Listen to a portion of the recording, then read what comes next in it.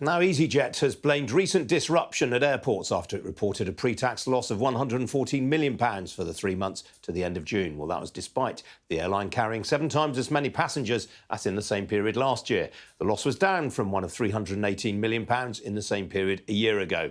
EasyJet said the disruption chipped £133 million from its earnings. Well, joining me now is the Chief Executive of EasyJet, Johan Lundgren. Johan, welcome to you. After Turkish Airlines, you've had the worst cancellation rate this summer. Why is that?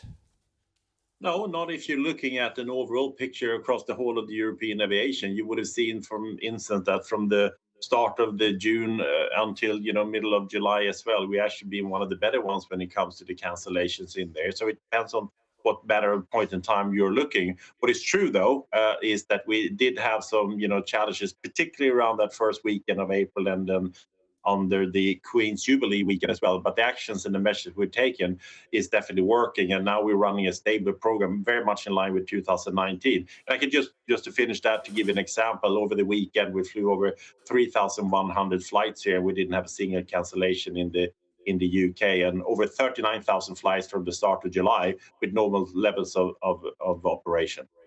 Can you promise that there will be no more cancellations this summer? Have you got capacity where you need it to be now? Well, we are confident on the actions that we have taken, and they are apparently working. But, clearly, we can't help if there's a patch at a runway that melts because of the heat, which means that the airport doesn't allow departures and arrivals to take place.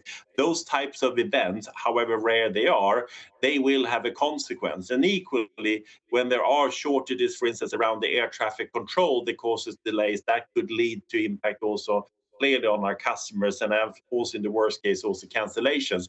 But I think from the actions that we have taken, we are now seeing that is working, and we got a program that is now stabilized very much in line with the 2019 levels of operation. What do you say to those people who accuse you of having laid off too many people during the pandemic and that you're now struggling to recruit?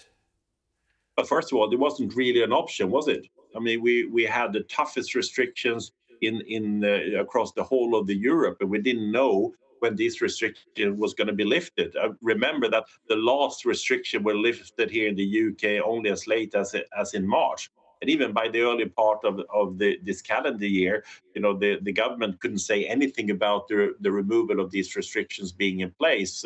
So that wasn't simply an option. But we have recruited more people than we've ever done before in order to make sure that we can deliver the summer. And, we did have challenges. And for that, we deeply regret that if that has affected customer, and it has to some extent. But I must also then say that, since the actions we have taken here, since pretty much, throughout the Queen's Jubilee weekend and onwards, we have delivered a stable program. We're flying, some 250,000 customers per day with the same performance you would expect to see in a normal year. What about industrial relations? You've got a few strikes going on around the business in coming weeks. Do you have a problem on that front?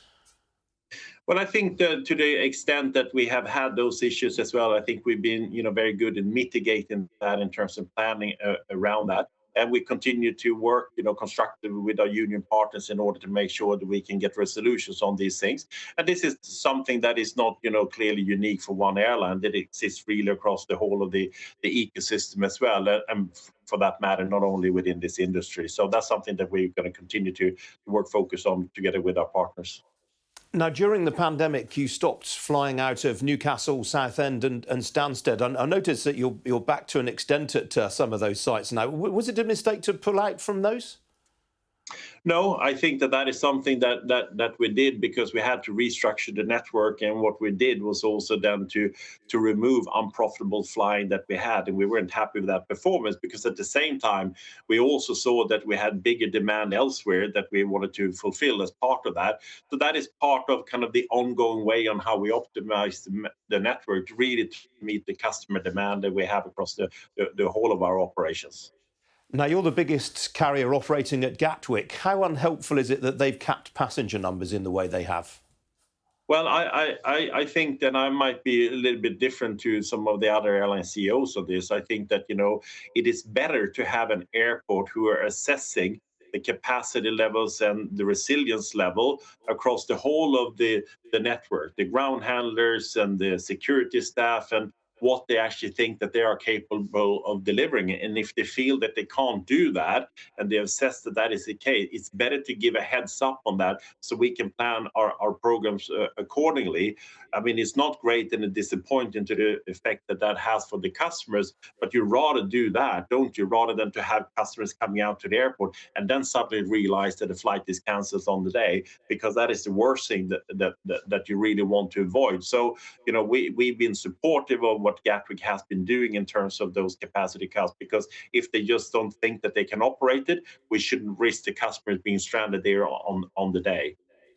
Now, obviously, you're seeing a lot of pent-up demand in the business right now. I just wonder how it is specifically in business travel. Obviously, leisure is pretty buoyant. What about business travel?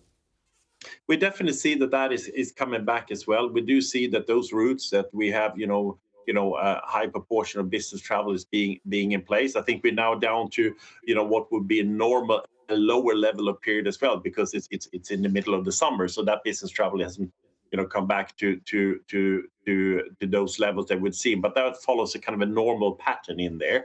But I think in general, the trends on what people are booking and not booking, you can say that we're strong into the Mediterranean. That does really well. We've seen some softness into the domestic flying in certain cases.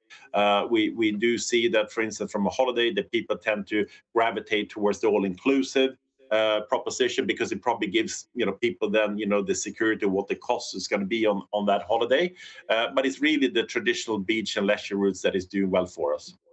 All right, Johan, good to talk to you this morning. Thanks for joining me. Thank you.